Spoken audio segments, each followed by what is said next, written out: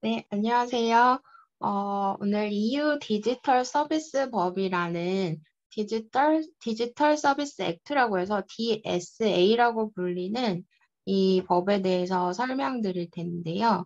이 법을 분석함에 있어서 이게 전문과 그 조항들이 한 90여 개 이렇게 되는데, 상당히 많은 내용이 있지만, 투명성이라던가 개인정보 보호, 그리고 최근에 문제가 많이 됐었던 그 플랫폼 서비스 사업자의 데이터 센터 화재 사건으로 인한 그 위기 대응과 관련해서도 약간 이 법이 내용을 담고 있습니다. 이 법이 통과된 지가 10월 중순경이어가지고 완벽히 통과된 지가 얼마 되지 않아서 이 법에 대해서 전체적으로 이렇게 자세히 다루고 있는 연구는 아직 없습니다. 그래서 이 연구를 시도하게 되었습니다. 다음으로 넘겨주시면요. 네, 그래서 이제 목차는 이렇게 말씀드린 대로 투명성 개인정보 보호 위기 대응과 관련해서 말씀드리지만 그 전에 중개 서비스 제공자라는 용어를 이제 이 법과 또 다른 EU 법들이 주로 중개 서비스 제공자라는 용어를 사용합니다. 이 용어 설명이 또 중요해서 이 부분에 대해서도 언급을 드리도록 하겠습니다. 넘겨주시면 감사하겠습니다. 네, 이제 서론에서는 연구의 배경인데요. 어, 아시는 바와 같이 이제 피로사회라는 저서로 유명한 한병철 철학자는 최근에 나온 저서의 사물의 소멸이라는 제목으로 우리는 점점 사물과 멀어지고 있다라고 설명을 하였습니다. 그건 이제 우리에게 이미 익숙한 우리가 소유해서 접속으로의 삶으로 시공간을 가상으로 많이 이동해 가고 있는 것을 사물과도 멀어지고 있다라고 표현한 듯 합니다. 다음으로 넘겨주시기 감사합니다. 다음으로, 네. 그래서 우리가 이제 인터넷 시대에서 사물 인터넷 시대, 메타버스 시대로 점차 가상세계로 진입하고 있는 느낌입니다. 그렇기에 우리 법학 연구에서도 최근에 데이터법이라든지 플랫폼법이라든지 이런 저서가 나오는 등 관련 논문들이 이제 모여서 이 체계를 어떻게 갖추어야 될까를 점차적으로 윤곽을 보이고 있는 듯하지만 여전히 관련 논의가 치열하고 부족한 상황입니다. 음, 모두가 말하듯이 데이터가 이제 4차 산업혁명 시대의 쌀이고 플랫폼은 새로운 땅입니다. 그래서 이 플랫폼 연구가 중요할 수밖에 없고, 이유가 특성상 우리나라는 그래도 플랫폼 사업자들이 선방을 하고 있는 편인데, EU와 이제 일본은 거의 플랫폼 산업이 좋지 않은 상황이어서 그 미국에 대응해야 하는 그런 입장으로서 디지털 서비스법이라는 것을 구상할 수밖에 없었고, 그리고 디지털 시장법과 디지털 서비스법을 이제 두 축으로 해서 법안 논의를 시작해서 이제 그 법들이 시행을 앞두고 있습니다. 네, 이제 디지털 시장법 같은 경우는 경제법적 논의가 좀 더 많아서 독과점이라든지 이런 부분에 대한 내용이고, 제가 오늘 말씀드릴 디지털 서비스법은 이용자 보호에 관한 내용이 주를 이룹니다. 관련해서 저는 헌법 전공이기도 하고 경제법 전공이 아니어서 디지털 서비스법에 대해서 말씀드리도록 하겠습니다. 넘겨주시기 바랍니다. 네. 이제 그 중개 서비스 제공자 개념이 이제 중요한데요. 이제 말씀드리자면, 어, 그, 네, Providers of Intermediary Services, 중개 서비스 제공자라는 용어를 이제 쓰고 있습니다. 이게, 어, 온라인 검색 엔진 사업자라든지 온라인 플랫폼 사업자를 모두 포괄하면서도 지나치게 확장적이지 않을 수 있는 용어를 고민하다가 아마 이런 용어를 사용하게 된 것 같고, 이 용어 사용에 있어서는 적절하다고 생각이 됩니다. 네, 넘겨주시기 바랍니다. 네, 그래서 이 DSA 이 법의 전문에서 이제 많은 내용을 이야기하고 또 이제 본문으로 딱 들어가서 조항들이 나오는데 그 전문의 내용에서 이 중개 서비스 제공자가 무엇인지를 설명합니다. 네, 기준으로서 기술적인 특성 그리고 규모로 좀 나누고 있는데요. 기술적으로는 저도 잘 모르지만 기술 부분에서는 이게 단순 도관, 뭐 캐싱, 그리고 호스팅 이렇게 나누고 특히 우리가 일상에서 많이 접할 수 있는 온라인 플랫폼 같은 경우 호스팅에 분류되고 있습니다. 어, 호스팅은 약간 저장과 배포의 기능을 좀 가지고 있는 듯 하고요. 나머지는 조금 더 전송에 가까운 개념인 듯 합니다. 또한 그 규모적으로 특별히 Very Large Online Platforms, VLOP, 뭐 Very Large Online Search Engines, VLOSE 이렇게 해서 이 대상에 대해서 그 주로 이제 미국 기업들이죠. 미국 테크 기업들을 그 유럽에 주는 그 영향력을 고려해서 어, 6개월 동안 평균 이용자가 4,500만 명을 초과하는 경우에 이러한 플랫폼에 대해서는 더 강한 규제를 두고 있습니다. 예, 넘겨주시면 감사하겠습니다. 네, 그래서 이제 관련해서 이 중개 서비스 제공자에 대해서 어떤 책임을 부여하고 있는가를 살펴보시면, 어떤 그 자동화 수단이 아니라 자격을 갖춘 직원이 감독을 해서 자기들의 인터페이스 안에 그 무료로 내부적으로 어떤 고충을 어, 토로할 수 있는 그런 시스템을 마련해야 하는 의무, 그리고 그에 따른 결정에 있어서 그 ABCD 뭐 그 계정을 뭐 어떻게 정지한다든지 이런 이런 처리를 할 수 있는 그런 의무와 책임을 이제 부여하였고요. 다만 이제 온라인 플랫폼 제공자지만 규모가 영세하거나 소기업인 경우에는 이 책임과 의무를 부여하지 않도록 예외 조항을 두고 있습니다.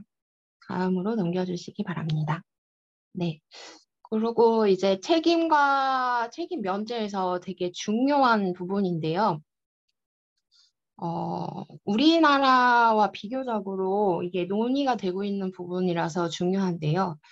어, 이제 EU에서 특히 DSA에서 이제 전문 27에서 말하는 거는 중개 서비스 제공자의 책임에만 초점을 맞추면 안 된다. 가능한 그리고 중개 서비스 제공 업체를 개입을 시키지 않고서도 문제 해결을 시도하는 방향을 먼저 고려해야 한다라는 게 중요한 원칙으로 자리 잡고 있습니다. 이 법의 취지 자체가 미국의 테크 기업을 어떻게 보면 저격하는 법일 수도 있는데도 불구하고, 이 플랫폼 사업자들이라는 것이 중개 서비스를 하는 역할이지, 이 사업자들이 국가도 아니며, 이 사업자들에게 과도한 의무를 부담시키는 것이 바람직하지 않기 때문에, 어, 비록 이게 목적 자체가 그런 해외 테크 기업 규제임에도 원칙은 분명히 하고 있습니다. 이 플랫폼 사업자들이 국가가 아니고 그러므로 과도한 책임을 부여해서는 안 된다는 것입니다.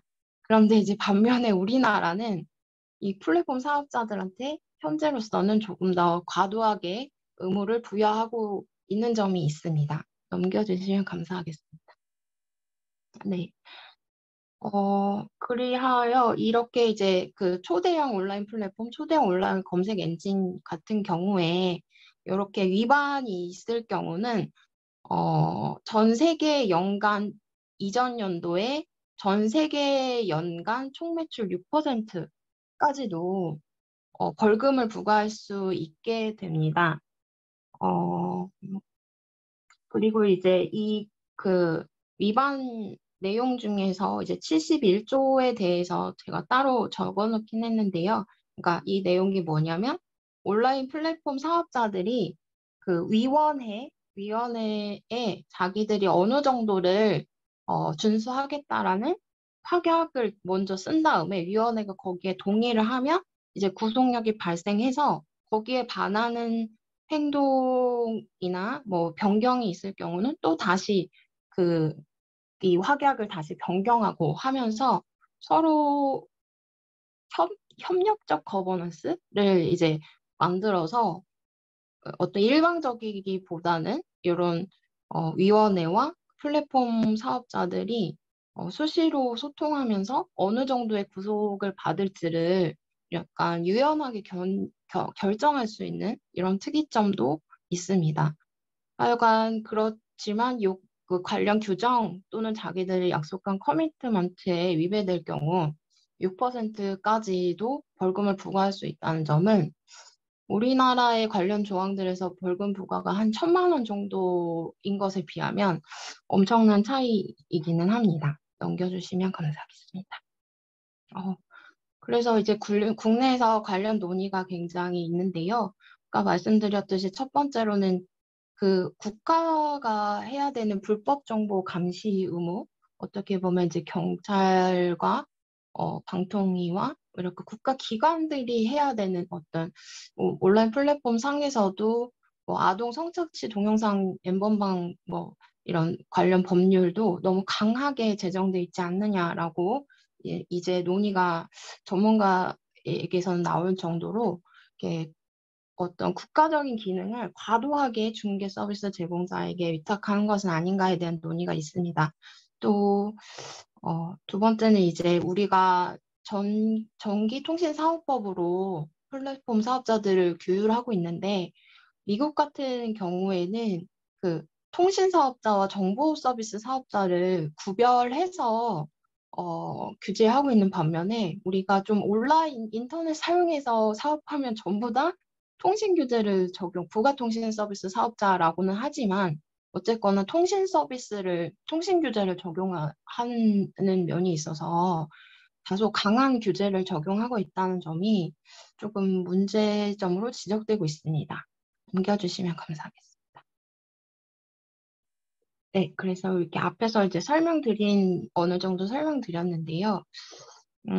우리나라 판례 밑에 대법원 판례를 제가 넣어놨는데, 우리나라 판례에서 태도가, 이제 여기 보시면 인터넷 종합정보 제공 사업자는 인터넷 게시 공간이라는, 비록 이게 2009년 판례긴 하지만은 위험원을 창출한다라고 하면서 이게 위험 요소로 보고 있었던 거죠. 이 하나의 위험원이라고 하면서 그로 인한 경제적 이익을 얻고 있으므로 적절한 관리할 주의 의무가 발생한다라는 것인데 그렇지만 이제 다수의 학자들이 물론 이게 대법원 판례가 이제 다수 의견이 이렇게 경제적 이익을 얻고 있는 플랫폼 사업자들이 주의 의무를 가져야 한다라는 게 다수 의견이긴 했지만 이 당시 소수 의견도 세 분이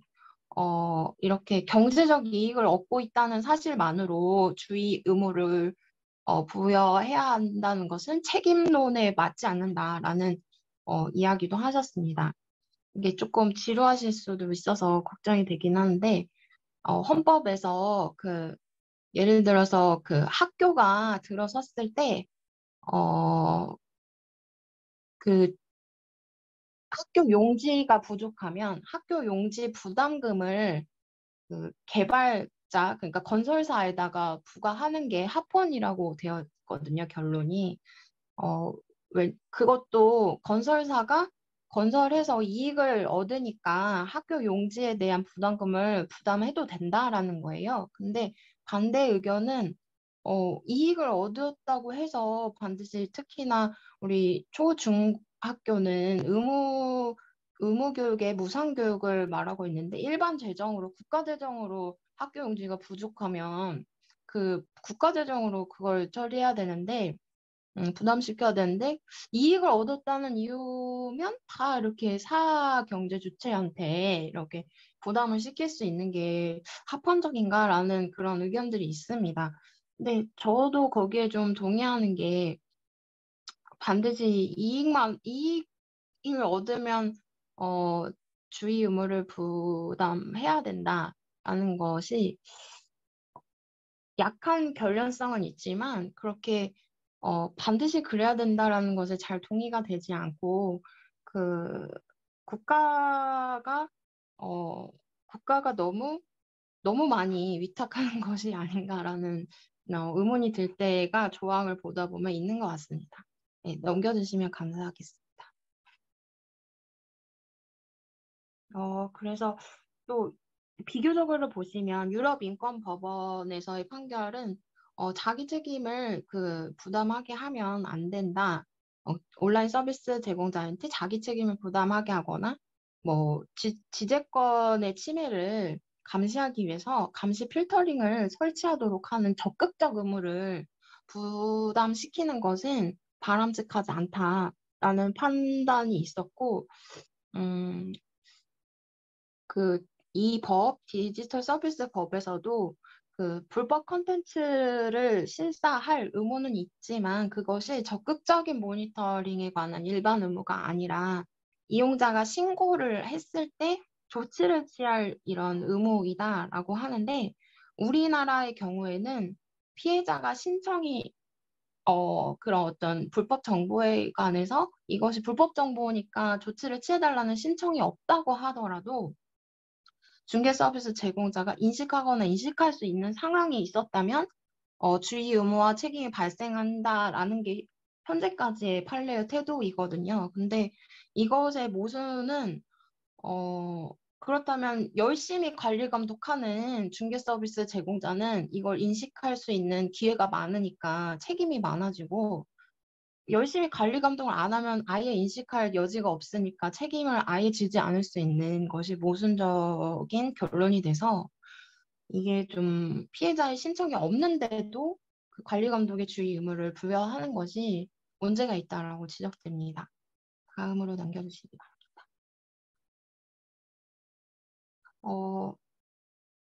그리고 이제 말씀드린 바대로 통신 규제와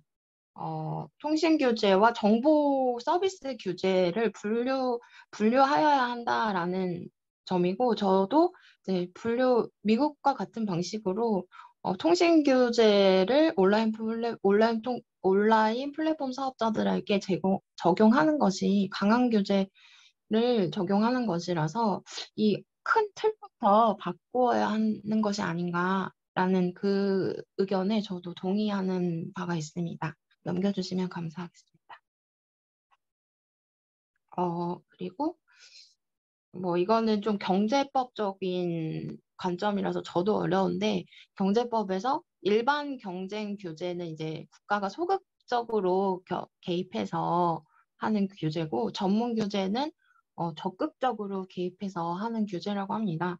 그거를 어떤 식으로 적용해야 될지 어느 때는 적극적 개입을 하고 어느 때는 소극적 개입을 해야 할지를 봤을 때 이제 이 디지털 서비스 법은 기술적 특성을 고려해서 사례별로 평가해야 한다는 원칙을 가지고 있습니다. 그래서 똑같은 온라인 플랫폼 사업자라고 하더라도 기술적 특성이나 규모나 그것이 또 나아가서는 우리 일상생활의 어떤 공공 서비스와 같은 뭐 교통과 관련해서 카카오 택시가 거의 시장 지배 지위가 굉장히 높아서 그것이 잘못됐을 때 우리가 굉장히 불편을 겪는 그런 중요도에 따라서 이 모든 걸 고려해서 이런 거는 수시로 바뀔 수 있으니까 대통령령으로 위임을 해서 이렇게 차등적인 입법을 하는 것이 바람직할 것으로 생각이 됩니다. 남겨주시면 감사하겠습니다. 네, 이제 투명성 조항인데요. 네, 넘겨서 설명드리겠습니다.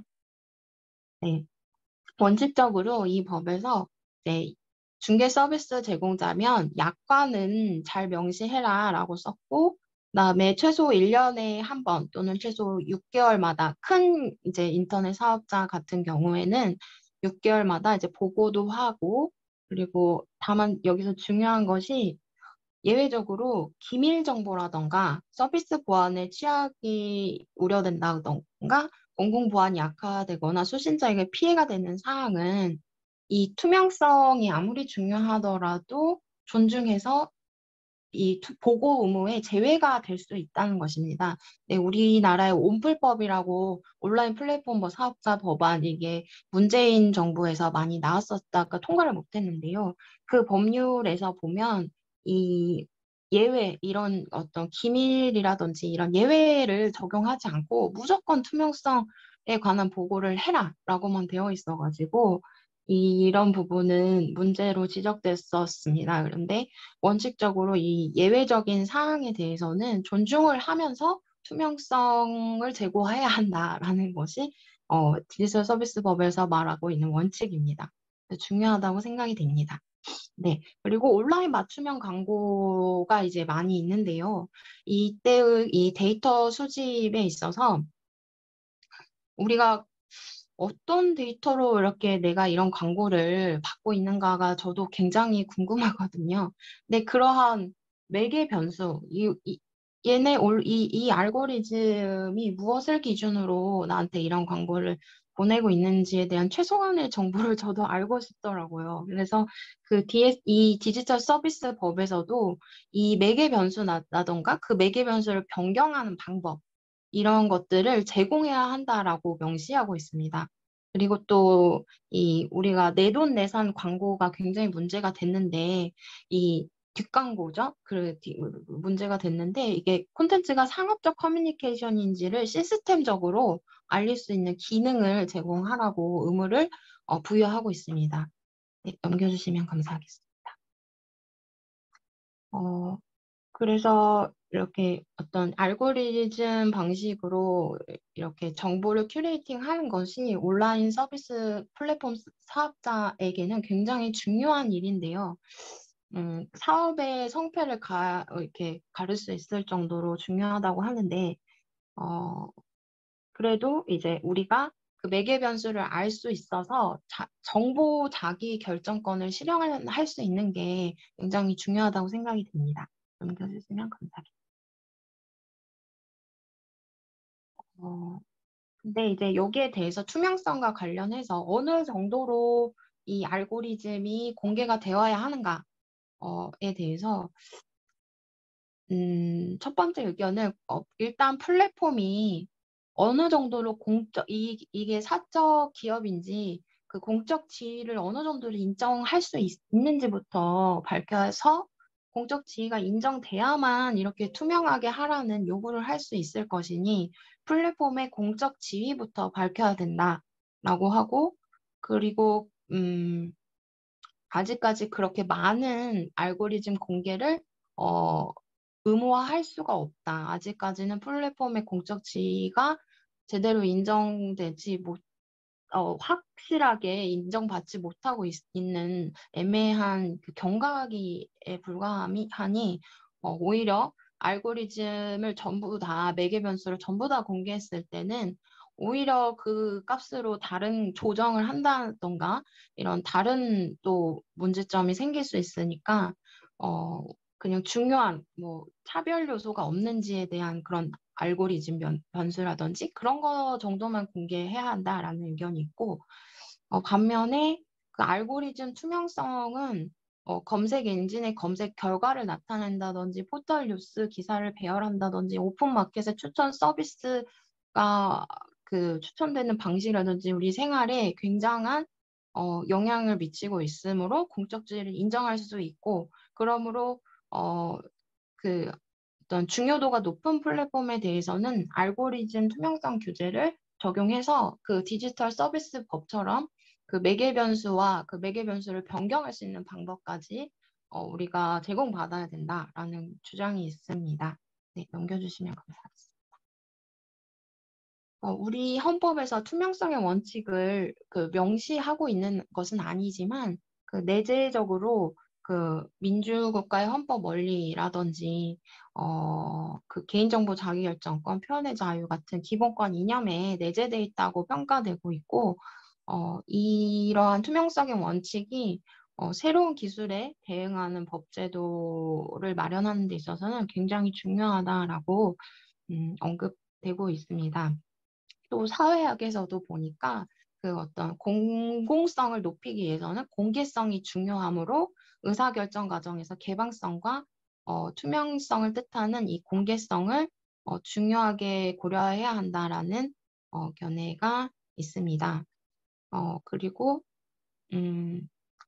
제 사견은 헌법상 투명성의 원칙 그리고 알 권리 정보 자기 결정권을 보장하는 것이 중요하고 그 이용자 입장에서 그 중요도가 높은 플랫폼에 대해서는 어떤 알고리즘으로 매개 변수를 이용하고 있는지 알고 싶기 때문에 공개 의무를 차등적으로 부여해야 할 것으로 생각이 되고 다만 어, 부작용이 있을 수 있기 때문에 그 부작용을 최소화하는 방식으로 이것에 대해서는 좀 더 논의를 해야겠지만 고려해서 어쨌거나 이렇게 공개 의무를 결국에는 좀 가져야 될 거다라고 생각됩니다.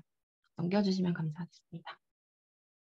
네, 그리고 이제 다크 패턴이라는 것을 이제 개념, 이게 뭐라고 해야 되나, 용어가 좀 되게 잘 와닿는 느낌인데요. 이 디지털 서비스에서 다크 패턴이라는 것을 정의했습니다. 의도적으로 또는 실제로 서비스 수신자의 자율적이고 정보에 입각하는 선택을 왜곡시키거나 손상시키는 것을 다크 패턴이라고 정의하면서 우리가 이 온라인 플랫폼을 실생활에서 엄청 많이 이용하는데 여기에서 뭔가 왜곡이 일어나지 않을까? 이런 우려가 한 번쯤은 드셨을 수도 있습니다. 저는 그랬던 것 같습니다. 그래서 어떤 의사결정을 왜곡시킨다든지, 이미 나는 선택을 했는데 반복적으로 다른 선택을 뭐 요청한다거나 하는 방식, 그 다음에 또 서비스를 취소하기가 가입하기보다 훨씬 더 번거롭게 되었다거나 아니면 어떤 특정한 선택이 이상하게 더 어렵게 되어 있거나 시간이 많이 걸리게 돼 있는 거 이런 것들을 전부 다 공정한 거래 방식이 아니다. 그러므로 이제 다크 패턴이다라고 정의를 하였습니다. 그리고 이런 다크 패턴을 금지하는 것입니다. 넘겨주시면 감사하겠습니다. 네. 그리고 이제 개인정보 보호 조항에 대해서 말씀드리겠습니다. 넘겨주시면 감사하겠습니다. 네. 일단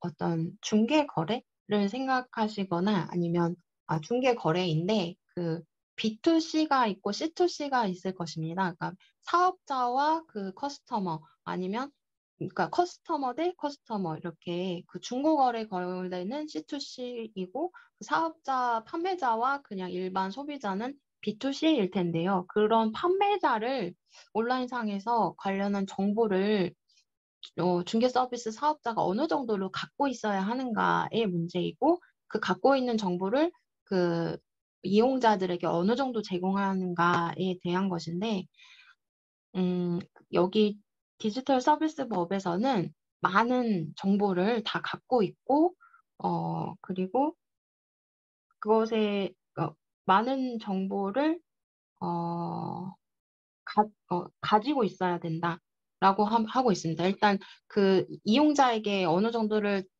그 정보를 주느냐의 문제는 아니고 정보를 수집하고 있어야 된다. 중개 서비스 사업자가 그 판매자를 어떤 인증할 수 있는 방법으로 많은 정보를 가지고 이 판매를 할 수 있도록 하여야 한다라고 하고 있습니다. 다만 여기에서도 그 영세 기업이나 소기업은 이런 정보를 하여야 할 의무를 면제받습니다. 네, 다음으로 넘겨주시면 감사하겠습니다. 그래서 이제 우리나라에서는 당근마켓 같은 C2C의 그런 플랫폼에 있어서 이건 그냥 전화번호 정도만 이제 수집을 했을 때에 큰 문제가 발생하지 않고 그런 어떤 목적에 따라서 그게 큰 문제가 발생하지 않는다라는 것에 대해서는 이제 견해의 차이는 분명히 많이 있을 수 있는데 그 당근마켓 같은 경우 전화번호 정도만 수집을 하고 있는 것에 대해서 우리 전자상거래법이 어 많은 정보를 수집을 해라라고 하는 것에 문제가 충돌이 이제 된 것인데요.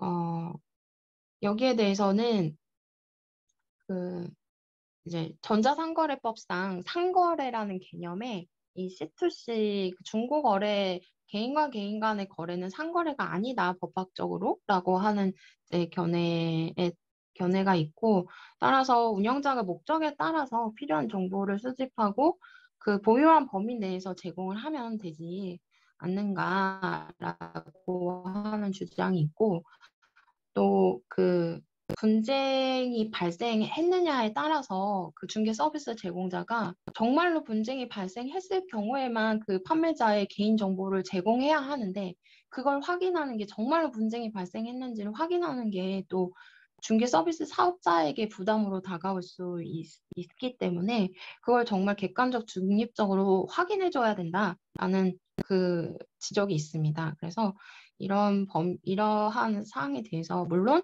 이용자가 어떤 분쟁이 발생했을 때 그것을 구제받는 방법이 중요하고 그러므로 이제 중개 서비스 사업자가 판매자에 대한 많은 정보를 가지고 있으면 좋겠지만은 플랫폼의 성격과 그 목적에 따라서 좀 유동적으로 정보를 수집할 수 있게 하고 무조건 다양한 정보를 다 가지고 있어야만 안전한 거래를 할 수 있다라고 하는 것은 조금 더 유연하게 생각하고 오히려 어, 서비스 사업자에게 너무 많은 부담을 지우지 않는 방식이 바람직하다는 것에 동의하고 있습니다. 네, 넘겨주시면 감사하겠습니다. 그리고 이제 미성년자 대상 프로파일링을 하지 말아라라고 디지털 서비스법이 말하고 있습니다. 어, 왜냐하면 이제 미성년자의 개인정보라든지 이런 부분을 최우선순위로 유럽이 좀 보호하고 있는 측면에 있어서 최고 수준의 보호를 하고 있어서 이런 부분은 우리도 참조를 해야 된다라고 생각됩니다. 넘겨주시면 감사하겠습니다. 그리고 민감 정보도 마찬가지인데요. 이게 뭐 성적 취향이라든지 종교라든지 건강 이런 부분 민감한 정보를 수집해서 맞춤형으로 광고를 제공하는 것을 금지하고 있습니다. 그런데 저는 그 정보 자기 결정권을 존중해서 내가 비록 이 건강 정보가 알려지지 않기를 바라지만 나는 맞춤형 광고를 받고 싶다라고 해서 동의하는 이용자들에 대해서는 그런 민감 정보도 수집해서 맞춤형 광고를 제공할 수 있게 선택적으로 해야 하고, 원칙적으로는 이런 민감 정보를 통해서 맞춤형 광고를 어, 내보내는 것을 금지하여야 한다라고 생각합니다. 네, 넘겨주시면 감사하겠습니다. 그래서 현재 우리나라 온라인 맞춤형 광고 개인정보 보호 가이드라인이 있습니다. 근데 이게 고시 정도의 차원인데요. 이게 광고 사업자의 의무와 매체 사업자의 의무로 이제 나뉘는데, 이제, 중개 서비스 사업자의 그 의무 부담은 이게, 이러한 그 행태 정보, 의 수집, 그리고 이용 사실을 안내할 의무만 부담하고 있습니다. 그런데 이 디지털 서비스 법이 미성년자 대상의 프로파일링을 금지한다던가 민감정보 활용하는 광고를 금지한다던가 하는 이런 내용을 있기 때문에 개인정보보호법이나 정보통신망법에 관련한 내용이 들어가는 것이 바람직하다라고 생각이 됩니다. 넘겨주시면 감사하겠습니다. 네. 그리고 이제 최근에 가장 문제가 된 위기 대응 메커니즘에 관련해서 설명드리겠습니다. 위기 대응 메커니즘에 대해서 뭐 한 조항 정도이지만 이제 우크라이나 사태를 보면서 EU에서도 위기 대응과 이제 플랫폼 사업 플랫폼 이용에 대해서 고민을 했던 것을 반영한 것입니다. 어떤 그 위기가 맨 아래쪽에 보시면 DSA 36조 2항은 공공안전 또는 공중보건에 심각한 위협이 되는 경우를 위기가 발생한 것으로 간주한다라고 해서 이렇게 위기라고 간주되는 상황에서는 이 플랫폼이 어떤 심각한 위협이 될 수 있는지 그 정도와 방법 또는 그 위협을 제거하는 것, 이런 것에 관해서 보고하고, 그리고 조치를 취하는 것을 요구하게 할 수 있는 그런 조항을 일단 두고 있습니다. 넘겨주시면 감사하겠습니다. 네. 그래서, 네. 그래서 이 조항은 참조할 만하다라고 생각이 되는데, 현재 우리가 논의하고 있는 법안, 그리고 국회 법안 심사를 통과했다는 이 법안은, 방송통신 발전 기본법상 이제 그 방송통신 재난관리 기본계획을 수립 시행하는 것에 이런 인터넷 기업이라든지 그 주요 데이터 센터 사업자를 이제 포함시켜가지고, 이 밑에 효과를 보시면 효과로서 이렇게 되면 통신재난관리심의위원회로부터 재난관리 이행 여부에 대한 지도 점검을 받게 됩니다. 이렇게 재난관리 기본 계획에 이렇게 포함되게 되고요.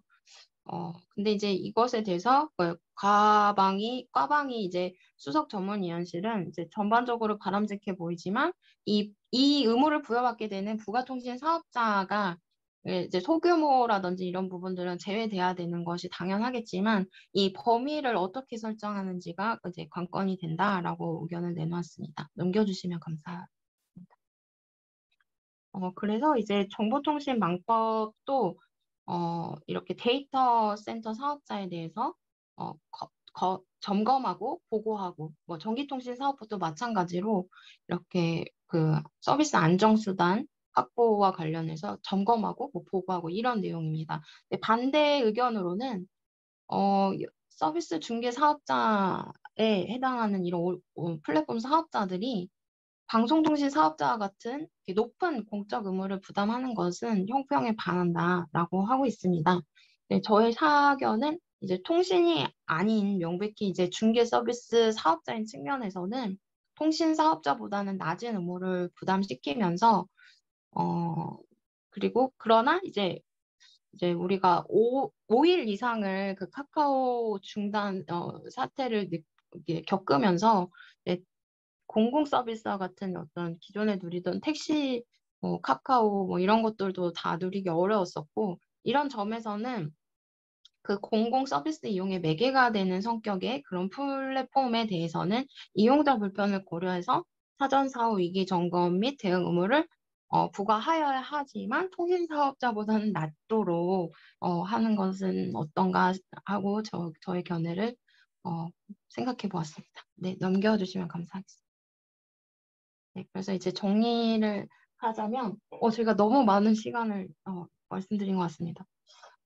네. 첫 번째로는 중개 서비스 제공자의 책임에만 초점을 맞춰서는 안 된다. 가능한 중개 서비스 제공 업체를 개입시키지 않고서도 문제를 해결하도록 해야 된다는 이 원칙이 굉장히 중요하다고 생각합니다. 그리고 두 번째는 통신 서비스와 정보 서비스를 이제 구별하는 방식을 차츰 큰 틀에서 교정해야 된다고 생각됩니다.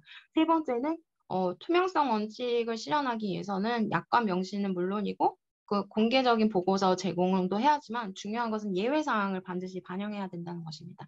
넘겨주시면 감사하겠습니다. 네, 네 번째는 이제 그 알고리즘이라든지 어떤 부분에 있어서 그 매개 변수를 공개하는 것이 장기적으로 실현되어야 하고 그것이 헌법상으로 알 권리나 정보자의 결정권을 보장하기 위해서 필요하다라는 것을 말씀드리겠습니다. 네, 그리고 다섯 번째로는 다크 패턴이라는 것이 왜곡된 결정을 하도록 하는 그런 불법 행위들을 금지시키는 것이 필요하다고 생각되고요. 여섯 번째는 운영자가 제공해야 하는 그 판매자에 대한 정보에 대해서 그 너무 그 경직된 내용보다는 어 운영자가 목적에 따라서 그 결정할 수 있도록 하고, 그다음에 그 분쟁 여부를 확인하는 부담을 중개 서비스 제공자에게 지우지 않게 해서 국가가 해야 할 일은 국가가 하도록 좀 했으면 좋겠습니다. 네, 넘겨주시면 감사하겠습니다. 네, 그 일곱 번째는 미성년자를 대상으로 해서 프로파일링을 금지한다던가 민감 정보를 활용해서 광고를 하는 걸 금지하는 것이 개인정보보호법과 정보통신망법에 반영되는 것이 바람직하다고 생각합니다. 여덟 번째는 그 방금 전에 말씀드린 것처럼 중개 서비스 사업자이므로 통신 사업자보다는 낮은 의무를 부담시키고, 그리고 공공 서비스적인 그런 플랫폼에 대해서는 이용자 불편을 고려해서 위기 점검 및 대응 의무를 부과해야 할 것으로 생각합니다. 지금까지 경청해 주셔서 너무 감사드립니다.